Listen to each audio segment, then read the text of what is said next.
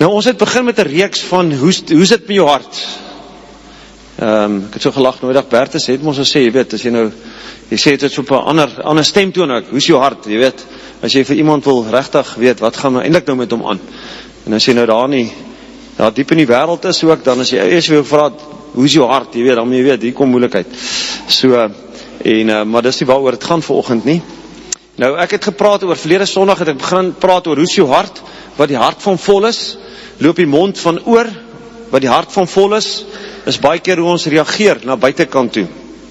En daar is eendag 'n ou wat my vertel het, hy kom by 'n vriend van hom en hy spoeg hom. Hy het hom nou so half raak gespoeg. So as jy nou hier voor die ry gesit het, ek jou moontlik nou raak gespoeg as ek praat, maar die ou spoeg hom en die ou word verskriklik kwaad. Hy sê, jy het my nou so kwaad gemaak. Hy sê, maar ek het jou nie kwaad gemaak nie, ek het jou net nat gemaak. Jy het besluit om kwaad te word. Jy weet, baie keer gebeur daar dinge met ons, jy weet, en ons voel maar iemand het my gespoeg, dan dink ek, maar hy het my eintlik maar net nat gemaak, jy weet, maar dan word ek kwaad. Is dit nie hoe dit in die lewe baie keer gebeur nie, nee? Ons, iemand doen iets teenoor jou, maar hy het glad nie dit bedoel nie, en dan jy besluit om, jy wil nou kwaad word. So, dit is wat jou hart van vol is, loop die mond oor, nee, as ek 'n glas vol water het, of hierdie bottel oopmaak, en ek skit hom 'n bietjie, wat kom uit? Dit wat binne is, nee. So, dan kom ons partykeer daar in die week, dan skit ouens ons so 'n bietjie, dan kom maar ander goeders uit, wat ons nooit gedink het, is eintlik daar nie. En dis hoekom ons eintlik wil vra, hoe is dit met jou hart? Want die woord sê, dit wat die hart van vol is, loop die mond van oor. Dit wat die hart van vol is, reageer ek. Want die woord sê, bewaak jou hart, meer is alles wat bewaar moet word. Nee, meer is die olievelde van Iran, of Irak, nee. Bewaak jou hart, is meer as alles wat bewaar moet word, want daaruit is die oorspronge van die lewe. Het julle hom? Ek hoop jy hom neergeskryf, want hierdie week gaan iemand jou kwaad maak, en het jy iets wat jy vir hom kan sê? Nee, nie regtig nie. Spreuke 4 vers 20, as jy saam met my kan blaai, en almal wat nuut is die volgende eerste keer in die gemeente, baie welkom. Ek na die tyd saam met almal lekker koffie ook drink. So, Spreuke 4 vers 20, en ek lees van vers 20 tot 23, hy sê, my seun, hoor wat ek jou sê, dis nou Spreuke, en ek glo as die Heilige Gees wat die Here met ons wil praat, hy sê, luister goed na my woorde. Nou, hoe lyk dit as ek met 'n kind praat? Het jy al gesien hoe jy met jou kind praat, en hy wil regtig met jou praat? Nou, hy wil hê jy moet hoor. Wat doen jy, Janelle, wat doen mens dan? Jy vat hom in sy oor. Nee, hy sê, luister nou hier. Dan kyk jy hom ook in sy oor, nee. Nou, dis wat Spreuke nou eintlik daar vir ons sê. Hy luister nou. Hy sê, luister my seun, luister goed na my woorde. Moet dit nie vergeet nie, hou dit altyd in gedagte. Want dit, wat ek nou tot jou gaan spreek, beteken lewe vir die wat daarna luister, 'n volle lewe vir hom wat dit besit. Dis die boodskapvertaling, as jy nou nie weet nie. En dan vers 23, hy sê, wees veral versigtig met wat in jou hart omgaan. Want dit bepaal 'n gedeelte van jou lewe. Is dit reg? Nee, is nie reg nie. Dit bepaal jou hele lewe. Dit bepaal jou hele lewe. Net so tussen hakies, die laaste keer toe jy offense gevat het, of aanstoot geneem het teenoor iemand, dis die laaste keer wat jy regtig geestelik gegroei het. Sommige net so 'n side note. Wees veral versigtig met wat in jou hart omgaan, want dit bepaal jou hele lewe. So ons moet ons hart beskerm, bewaar, dat daar nie dinge met ons gebeur nie. Nou sê die mense, hulle sê, life happens, nee. So dit gebeur dan nou nie met ons wat hier so sit nie, niks. Dit maak ons half omgekrap in die lewe nie, nee, is dit almal reg? Nee, julle lieg almal. Die lewe gebeur, mense doen dinge aan ons, wat ons nie verwag het nie, ons het sekere dinge met mense te doen gehad, iemand het nie sy woord nagekom nie, en dan neem ons aanstoot, en dan maak ons hart oop vir 'n klomp dinge, en ek bære seker goeders in my hart, wat nie moet gebære word nie, of ek sluit 'n gedeelte van my hart oop, wat ek eintlik moes beskerm het, en as ek my kan kry, dan leef ek uit daai gedeelte van my lewe, van onvergewensgesindheid, of 'n kwaad, of al die dinge in my lewe. So 53 vertaling sê, bewaak jou hart meer as alles wat bewaar moet word, want daaruit is die oorspronge van die lewe. Nou my vraag is weer eens vanoggend, hoe is my hart? Jy sal agterkom, ek gooi so 'n paar dubbel van verlede Sondag ook, maar hoe is dit met jou hart? Nou ek gaan vandag praat oor 4 goeders. Jy moet jou hart bewaar, die vrede in jou hart, die vrede van God met jou hart heers, en dat jy met jou hart moet glo, en dat ons harte aan mekaar moet wees om te sien wat God wil hê, wat God wil doen. Is dit reg? So, God kyk na my hart. God kyk in eerste plek na my hart. Blaai saam met my Jeremia 17, en ek het so 'n stukkie daarvan gelees ook verlede Sondag, maar Jeremia 17 vers 9 tot 10, so interessant, Jeremia 17 vers 5, hy sê, vervloek is die mens wat op 'n mens vertrou. Sommige so te snakies. Jeremia 17 vers 5 sê, vervloek is die mens wat op 'n mens vertrou. Hy sal wees soos 'n kaal rolle bossie wat in die wind rol. Jy weet hierdie, as jy op 'n goeie mielieland kom, dan sal jy sien, daar's altyd sulke ronde rolbosse wat so teen die draad lê. Hy sê, so sal die mens wees wat op 'n mens vertrou, wat sy vertroue die mens maak. Maar vers 7 sê hy, geseënd is die mens, die man wat op die Here vertrou, dis nou nie op die bord nie, geseënd is die mens wat op die Here vertrou, wie se vertroue die Here is. Jy net vir hulle wys, daar is 'n moederskamer as hy net nie iets wil mis nie, hoor. Net daar aan daai kant, kan julle kyk. Jeremia 17 vers 10, 6, 7, 8 sê, hy sê, geseënd is die mens wat op die Here vertrou, wie se vertroue die Here is. Hy sal wees soos 'n, nie 'n kaal bos nie, hy sal wees soos 'n boom wat geplant is by waterstrome. Goed, dit is nie eintlik deel van my preek nie, dit kan jy net na die tyd my ekstra betaal. So, maar vers 9 en 10 sê, die hart is bedriegliker as enig iets anders. Hoor nou, die hart, sê saam met die hart. Dat ons net ons fokus kry, ons hart. Hy sê, die hart is bedriegliker as enig iets anders. Nee, dit gaan goed met my man. Nee, regtig, dit gaan goed met my. Nou weet jy weet, jy praat nonsens. Jy weet, jou hart is bedriegliker bo alles. Hy sê, hy is ongeneeslik. Wie kan hom verstaan? Dan sê die Here, ek, die Here deurgrond en toets hart en verstand. Ek laat die mens kry wat hy verdien, wat hom toekom, wat hy doen. Die boodskap Bybel sê, daar is niks wat jy so kan kul as die mens se hart nie. Niemand weet wat binne 'n mens aangaan nie. Niemand kan ook iets daaraan doen om 'n mens se hart te verander nie. Maar ek is die Here, ek weet, ek ondersoek 'n mens se hart en gedagtes. Ek weet wat elkeen se motiewe is. Wonderlik, dankie Here, hy weet. Baie keer weet ons nie wat ons hart aangaan nie. Ek praat baie keer met ouens sê, ek weet dit is daar nie. Dan sê ek, maar kom ons vra vir die Here, waar kom dit vandaan? En dan kom die Here en dan wys hy seker goeie in ons lewens en dink ek, maar dit was nog nooit daar nie. Maar eerste keer dat ek daaraan dink, is die Here weet wat in jou hart aangaan. Dis hoekom hy sê, hy deursoek, hy deurgrond, hy toets alles in jou hart om te kyk wat in jou hart aangaan. Nou goed, hoe kyk die Here na ons hart? Jy weet, hy sê, hy net die Here weet wat baie keer in ons hart ingaan. 1 Samuel 16 vers 7, en dit is wat baie belangrik is, baie keer kyk ons na die mense uiterlike, maar God kyk na die innerlike. Hy sê vir Samuel, moenie na sy voorkoms of sy buitengewone lengte kyk nie. Dit is nou toe Dawid aangestel moet word as koning, en Samuel kom by sy pa aan, en hy kyk die broers se deur, en hy wys die eerste een as 'n groot man, en tweede ene, en tweede broer, derde broer, so gaan hy aan, sê nee, moenie na sy voorkoms of buitengewone lengte kyk nie, want ek het hom nie gekies nie. Die Here kyk na nie dieselfde dinge as die mens nie. Die mens kyk na die uiterlike, maar die Here na die innerlike, na sy hart. Die boodskap sê, maar die Here sê vir Samuel, moenie kyk hoe hy lyk of hy groot hy is nie. Ek wil hom nie hê nie. Dis nie wat 'n mens kan sien of tel nie. Mense kyk na iemand se buitekant. Ek, die Here, kyk na die mens se hart. Mense weet baie keer nie wat in hulle self is nie. En dan kom die Here en hy kyk wat binne in ons hart is. En ons kyk na mense en hulle optrede, dan voel jy, maar hierdie ou irriteer my, die wit waks uit my uit. Of hierdie ou, of hierdie man van my, of hierdie vrou van my, daar is seker goeders wat ek net nie kan verdra nie, en ek verstaan nie. En dan begin ek die persoon na die uiterlike te beoordeel. Is dit nie?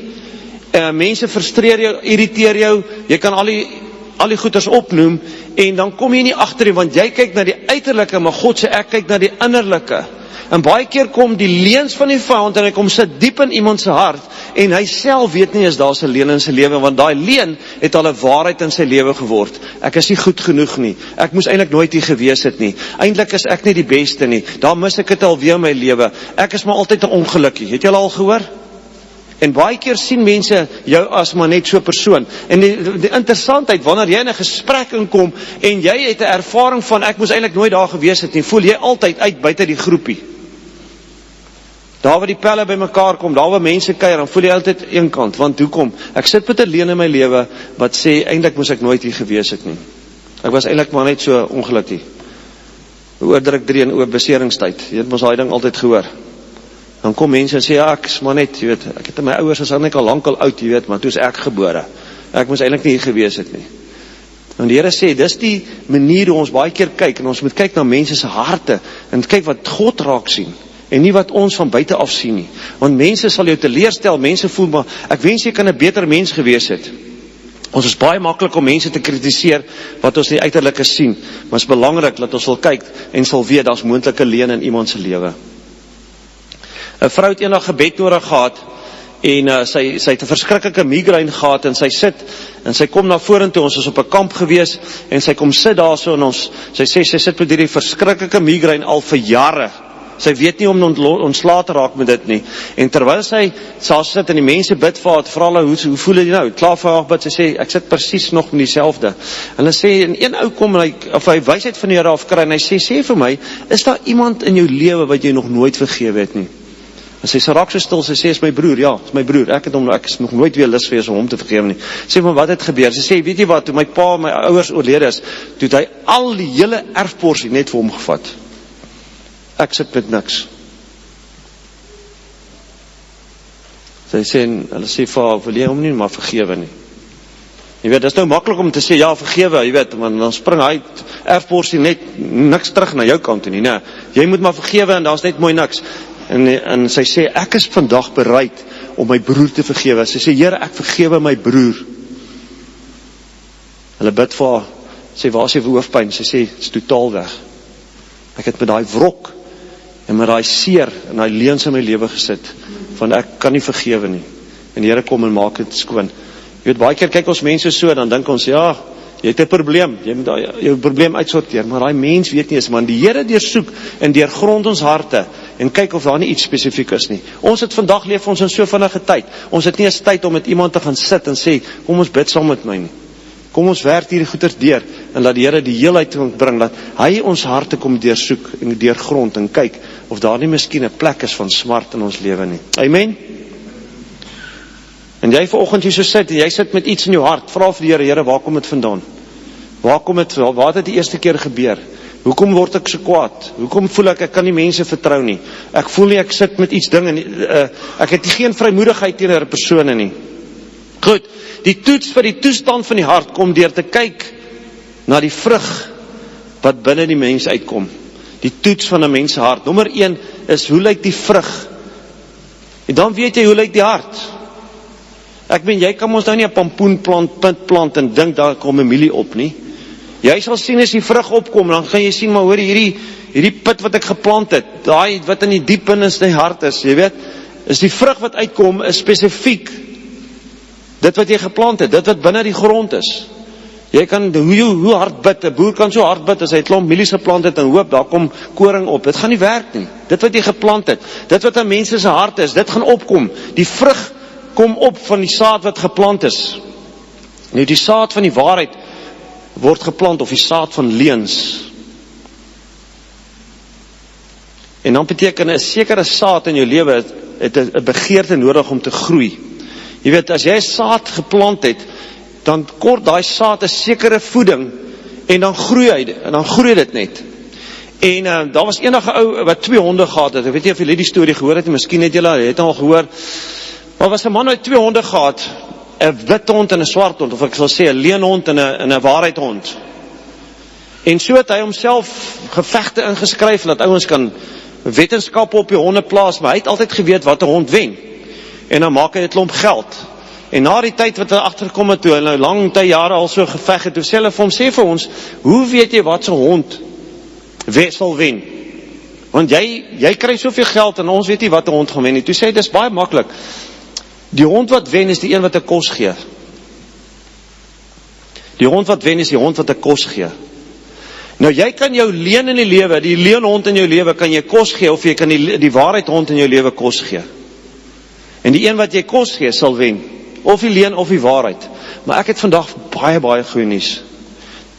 Jy kan die leenhond in jou lewe doodmaak, sodat daar net 'n waarheidhond in jou lewe kan wees. Jy hoef nie dit te sit in jou hele lewe deur te stoei, van ek weet nie wat is dit in my lewe nie. Die Here kom, en hy kom vat die leuns weg, met God se waarheid in een oomblik se tyd. Met 'n sagte hart ontvang jy sy vergifnis. En dis wat ons nou gaan kyk. Hoe kry ek 'n sagte hart? Ek het verlede Sondag daaroor gepraat.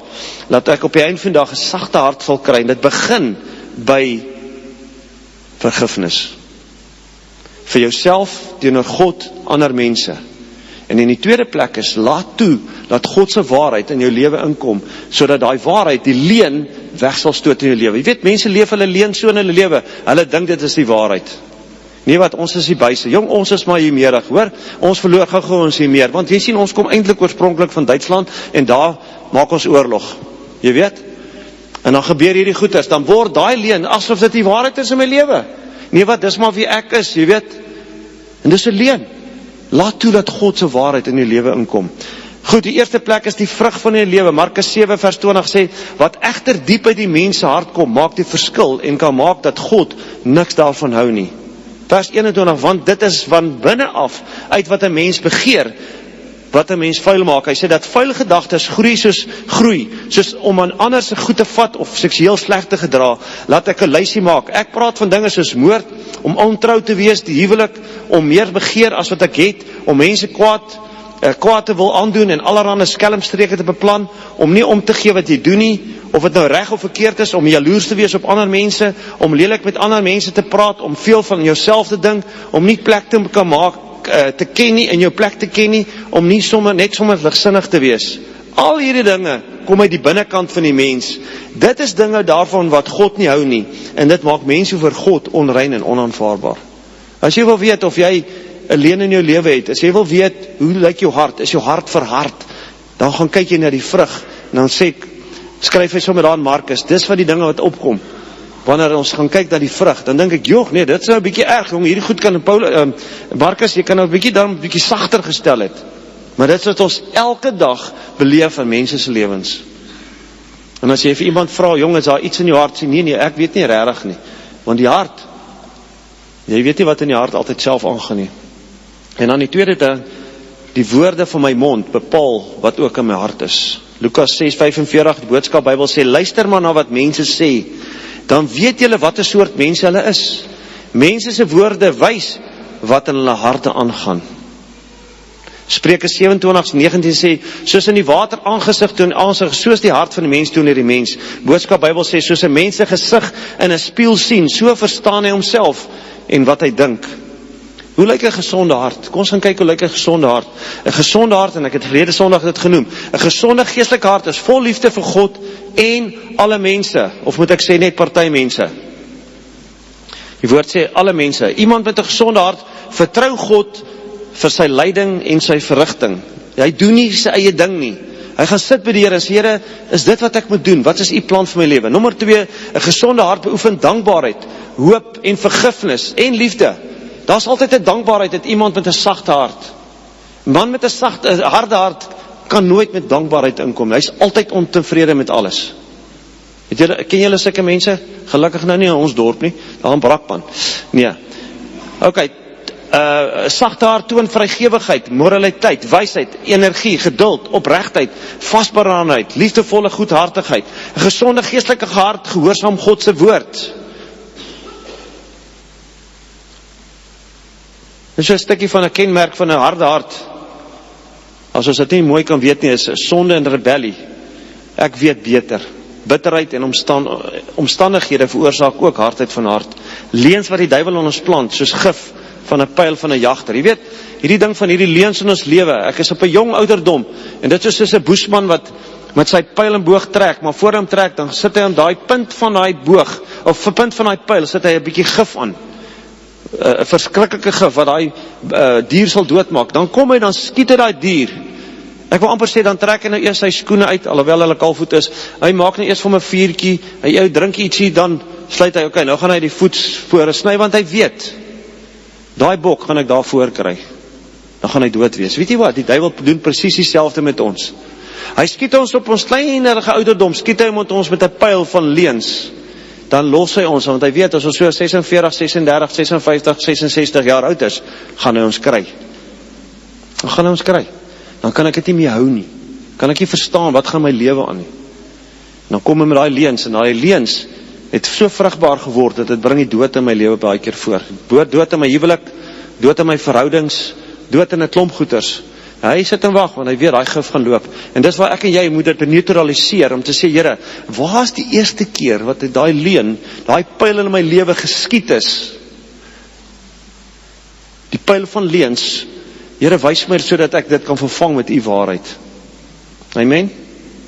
Sodat my hart gesag kan word.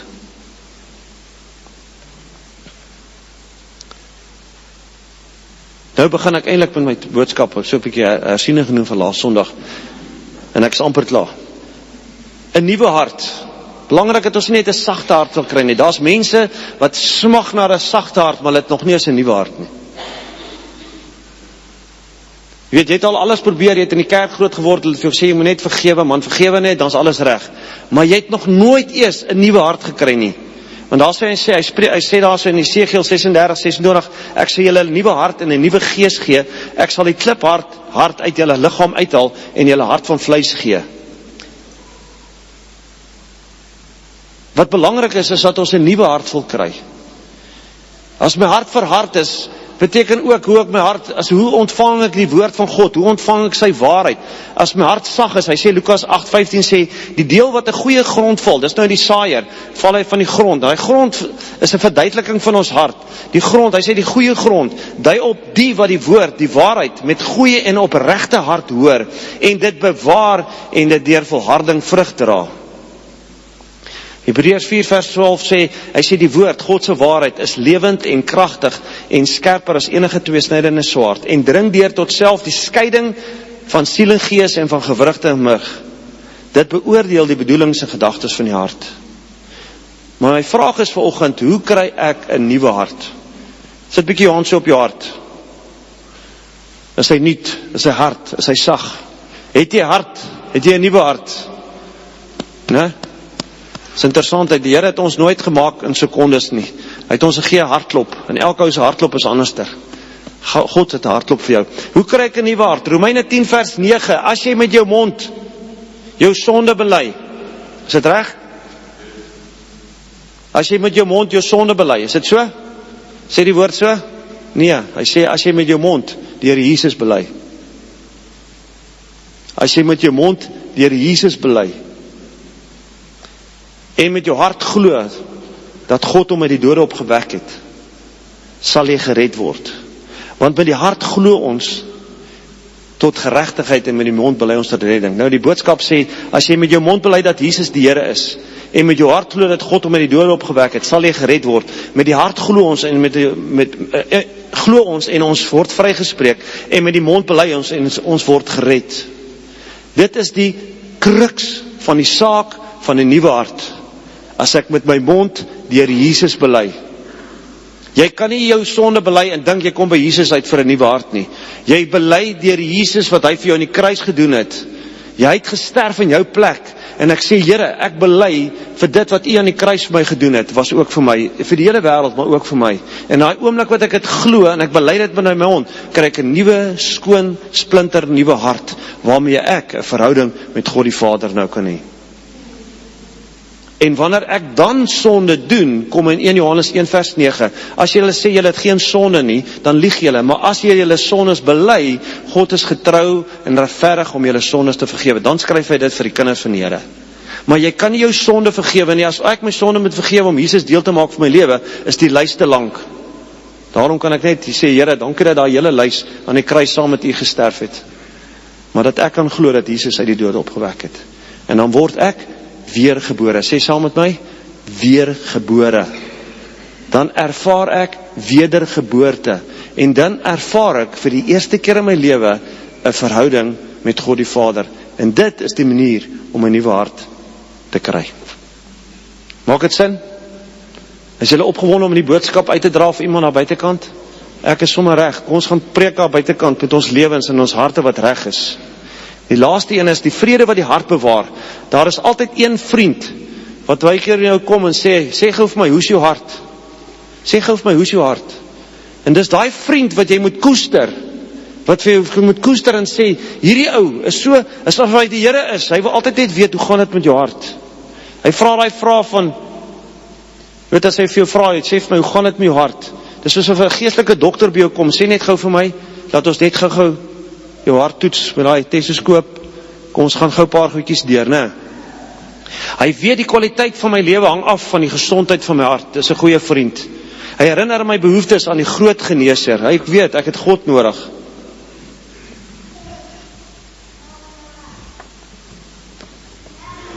Nou vandag is eintlik die hele ding is van, hoe lyk jou hoop, jou drome, jou vrese, jou angs?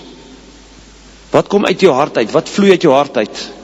Hoop, drome, vrese, angs, woede, jou vergifnis, jou nederigheid, jou vrede, jou hebsug, jou vrygewigheid en jou liefde. Ja, alles wat jy maak, wie jy is in jou hart. So alles in jou hart, bo alles in jou hart. Bewaar dit.